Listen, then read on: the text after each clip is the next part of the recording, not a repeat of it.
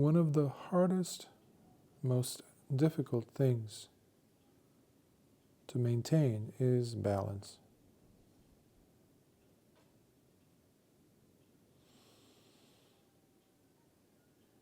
Balance in your thinking about certain things, balance in maintaining a healthy diet, maintaining a healthy outlook about the world, about yourself, about relationships.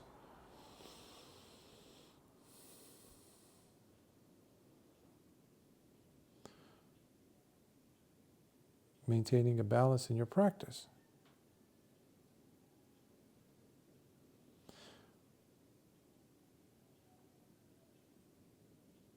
Now this is different than equanimity that we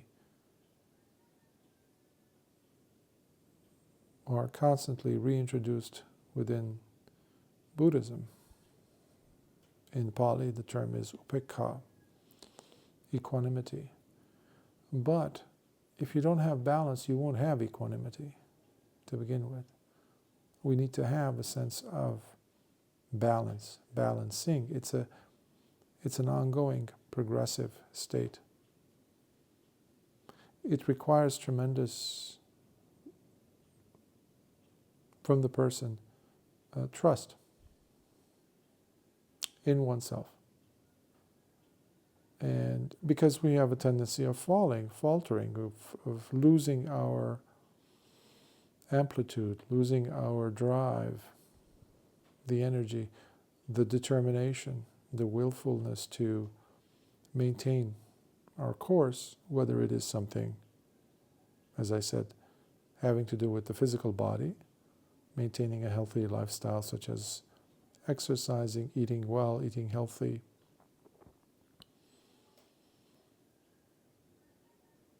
but above all to have that balance be reflected in your maintaining of proper virtuous conduct in your thinking things that do not cause you harm, do not generate negative states within you, first and foremost, such as negative self-talk, negative talk about others. How is the commentary in your mind going about yourself? Again, that's number one. And by extension to everything else, individuals, situations, relationships. So balancing starts from there, and then it manifests in the balanced speech, where you have verbal communication. Verbal in this case could also mean the way you write emails, the way you speak to others about things in one form of communication or another. And then the third phase of this, of course, as it's solidifying, as it's coming down to earth into more tangibility, becoming more crystallized, being more materialized, where others could see it much more clearly in 3D, three-dimensionality, is the physical action of whether there is a balance or not. This is where many people unfortunately fail to have their thoughts manifested in the three-dimensional world, because they were not coherent. Their thoughts or aspirations or desires or wishes don't go beyond the wish list. They don't materialize. They don't reflect. The aspirations, the desires, the wishes might be pure, might be genuine, might be actually wholesome. But there's a breakup, there's a short circuit somewhere. There is, the communication is cut somewhere. because there is an imbalance, or you are top heavy in a certain type of a behavior where you close an eye to something in you that does not allow it to cross that bridge, because the bridge doesn't exist. So this is where we need to maintain a continuous attitude to get back on course by constantly checking in with what it is that I want. It comes down to something as simple as that. What is it that I want? Really? I've talked quite a number of times about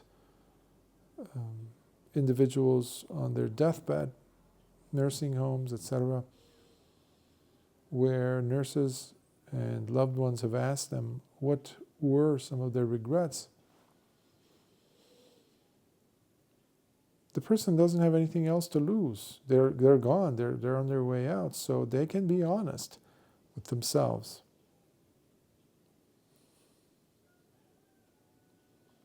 Now, can you be honest like that with yourself prior to waiting for your whole life to pass in front of your eyes and you don't do anything?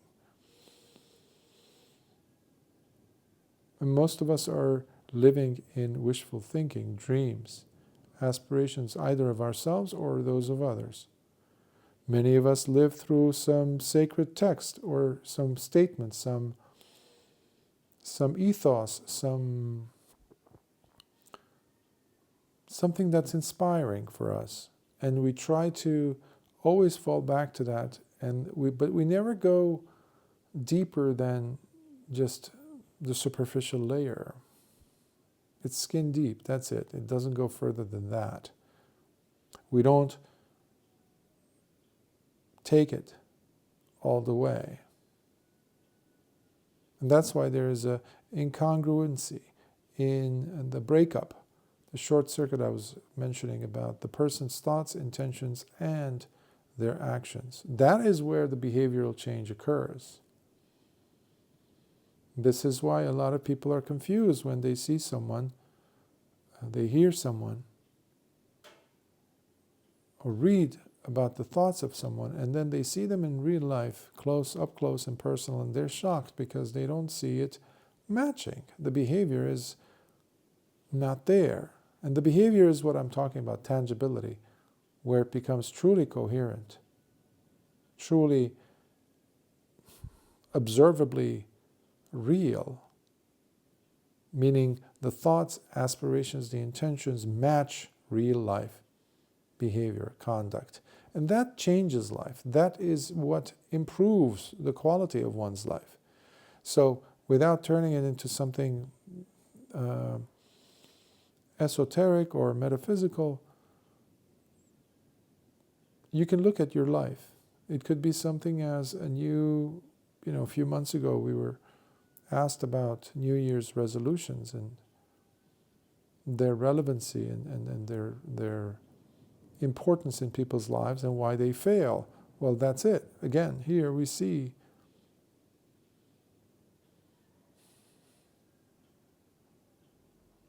the intensity. To maintain that intensity requires a balanced mind, a mature attitude on behalf of the person.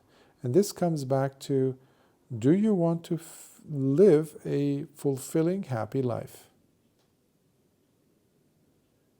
This is not something out there like very cloudy. It has to be relevant to the person. That's why wishes don't come true, because they are said to oneself.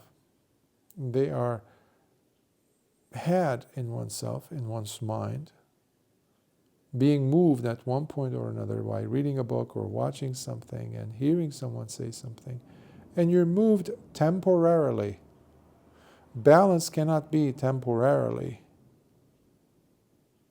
something, an endeavor that is for the sake of temporarily to happen and then you move on. That's called, haphazard, once in a blue moon type of a situation. That's not what we're talking about when we say balance, because there's not going to be much of a progress. Progress requires consistency, not complacency. not complacency. Complacency is about negligence, not diligence, not vigilance.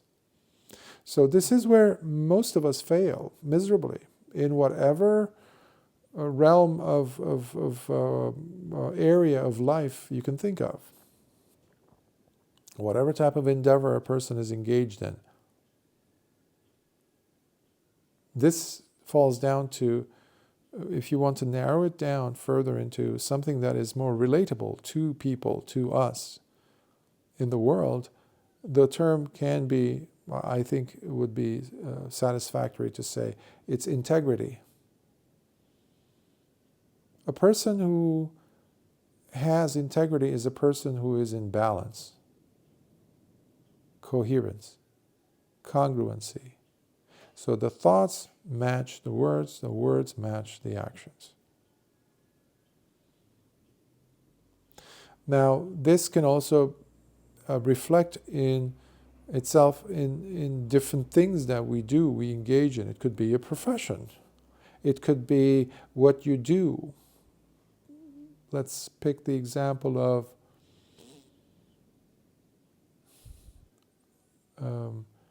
anyone who's trying to help someone else. Let's say therapists, psychotherapists specifically. Well, we can even say psychologists, but usually psychotherapists, individuals who really go beyond the testing and all that, assessments and things, and really try to connect with the person and their wounds and the human connection to be built and helped, to be helping the situation and to get rid of the pain and suffering the individuals have come to listen to you and to benefit from your interactions with them. Okay, such an individual working. Many therapists miss the whole point in appreciating where they're coming from, they themselves, as a therapist, as a human being, in relation to the person who they are supposed to be helping. The energy, we put out an energy, we put out, we broadcast a certain type of energy, whether we're speaking about it out loud, expressing it or not. You probably have walked into a room, into a meeting, into an area, or passed through one where you did not feel safe with this person or these people in the room, in that place, in that space. So you seek to get out of there as soon as possible. Now, conversely, you've also probably have experienced the opposite, right? Where you suddenly feel safe at home with this person close to you or in the room with you, in that space. You don't feel threatened. Or sometimes we feel like we are being sapped, even though the person is sitting there 10 feet away, they're not saying anything, they're not even looking at you, but you feel uneasy. I think we've all experienced things of this sort where we can't put our finger on it. Now, why do I bring this up? Many therapists, because that's the example I'm using here to talk about the balance part. Many therapists forget that they are bringing something to the table, even if they're not talking. Meaning, if you have a big gaping hole in your life, such as you're depressed, or you're having a major issue that you are not addressing, to presume that you can go ahead, while you still have that yourself, to go ahead and help others who have that same thing. They're dealing with that same issue. In this case, psychological, emotional gaping hole that's within you. So long as you cover it up very well, you don't talk about yours, and you try to come up through your own toolbox with interventions and things that you can toss at them or share with them, there's an incongruency. There is an imbalance there. We are energy beings, if you want to look at it in another way. We are always reflecting or bouncing, emanating from us, or reflecting the energy of those that are around us, and especially ourselves. So this is the, I wouldn't just call it dilemma, but the inconsistency in having individuals. Unfortunately, in the world, you have every day you have individuals who either are becoming therapists or somehow present in the helping profession, such as even a nurse. When my mother was dying in the hospital, dealing with cancer, which took a few years, it was heartbreaking, not just being there every day. I was a layman then, I'm talking about 30 some years ago. Being with her, seeing her becoming more and more frail, the last thing you want is somebody to be insensitive to your hardship, because you're seeing that. Because you can easily throw you into an unbalanced state, because you're seeing your loved one, your mother, your caretaker, in a position where you become the caretaker fully, and she's becoming emaciated, becoming a skeleton in front of your eyes, and in pain. She's in pain. So what you look for are people, individuals like nurses, doctors, who become empathetic. Something in them clicks and they say, now I have to behave in a certain way. At the very least, I have to live up according to my role in this profession. So what I'm trying to say, I've met numerous nurses and physicians, doctors, MDs, who unfortunately did not resonate or reflect back the wounds that we were being, the blows of injuries of emotion and insecurity that we were surrounded by. Seeing your mother die slowly, losing her memory slowly. So there was no reflection of care, even though they're supposed to be in the helping profession. So there's a major cutoff. So they're simply fulfilling a role, a lack in humanity. Lack in humanity. So that's one example of an unbalanced state, because the person, even before they say something, they are putting off a certain energy. That's why you felt like you had to leave that room. So similarly, when you come to somebody, let's say, as I was using the example of a therapist, your energy, and this could be something like even with an acupuncturist, for example, when they're putting in the needles, oftentimes the way TCM, traditional Chinese medicine is practiced, at least in the West, perhaps also in the East, in most cases it is, you lie down, they ask questions obviously, and then you lie down and they put in the needles in the right places, hopefully. And then sometimes they put a timer, either inside the room or outside, usually about 15-20 minutes or so. And then they go to someone else, the next. Well, their energy is what's necessary to induce the transformation, meaning the remedying of the situation, to remove the blockages of qi, for example, moving through the meridians. If they know what they're doing. Okay, knowing is one thing, the presence is another. That's where the balance comes in.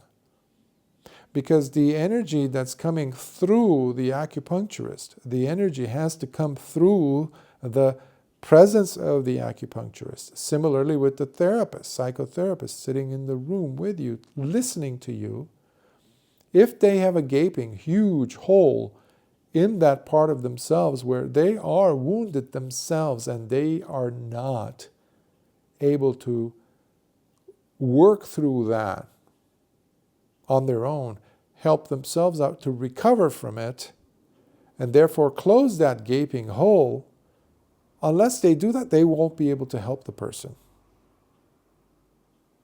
This is something controversial for many people, because so many will say, well, at least they're listening, at least they can share the same experiences, but you are completely missing the point here, if you think in those terms. Why? Imagine you have one hand that's dirty and the other hand that's not. What you're doing is, energetically speaking, you're trying to scrape off the mud and soiled, the dirt on one hand with the other hand. Now, if you look at both hands, are they both clean? In fact, you made things worse, because now the other hand that was clean, it's also dirty. That's why you want to leave the room in the presence of a certain person whose energy is not, at the very least, congruent with your own energy. That's why people sometimes pull us down, energetically speaking. And this could be not only in just the physical form in their presence, but it could be something that you're reading, a statement of someone made, or watching something. Their energy is still there. You might read a poetry, somebody who wrote it, let's say, 100 years ago, but it doesn't make you feel okay at the end. It makes you feel dirty, soiled, hurt, upset, agitated. Okay, do you see now? This is an imbalance. So the energetically becoming balanced is extremely important here. Because we're always feeding off of each other. And you take this into our own, as human beings, relationships, loved ones, colleagues, people we interact with. What we say is not just, the end of the story. What we don't say, that's where we come to. The Buddha was very focused on that, because he came at a time in world history, in culture, in India, where people were putting so much emphasis on the physical action. A little bit on the verbal, but mostly it was the physical. Oh, if you haven't done that, then you're good, you're virtuous. The Buddha was asking, well, wait a minute. How did this thing start? This action that you're talking about. It started in the mind, didn't it? So the most dangerous aspect of an action is once it's being manifested in the mind. What you are regurgitating in your mind, what you constantly think about, that becomes your reality. Despite what you think, ultimately, well, I didn't do that. I didn't go cheat on my, on my loved one. I didn't go and kill that person. Yeah, but you're thinking about it. Today, people only look at the very last tail end of their behavior and say, see, I didn't do that. You look at some sport, some, let's say soccer field or some football, or millions of people, billions of people spend so much time and energy, at least a portion of the week or month or year, completely dedicated, engulfed in these activities where they let loose. They probably will never act like that at home, but they let loose along with hundreds of thousands of people. We become savages. Where did that come from? That's energy. It's being promoted. There's an imbalance here somewhere. It's not just a release of energy, okay? That's just a release of tension. When you have release of tension, then we're in trouble. Why? Because you're never actually nipping it in the bud. You're never going to the source. You're simply, it's still simmering, it's still, the pressure cooker is still on the stove top. It's still, there's fire underneath it. Every so often, the fire is burning, every so often you move that hatch thing or whatever it is, like the latch thing rather, and you release some of the pressure. Yeah, but it's still turning red hot. That's why we need to release so-called the tension. That's why you have, for example, many therapists who go, some I know, sadly, who would go every day after their sessions are over to go for some drinks. Every day. Now these people started once a week, like happy hour or something like that, on the weekend. These are individuals that I work with. I know them. But that's not healthy. The person is imbalanced or unbalanced. Versus a person to whom you go, and already when you walk into, let's say, her room, her session room, all of a sudden, just the anticipation of it, it reduces. You sit down, you listen to them. They hold space for you in such a safe manner. You just relax. You might not even need to talk. Already the therapy has begun. A successful therapy session is one where you already are benefiting without even having seen them. Walked into their session room.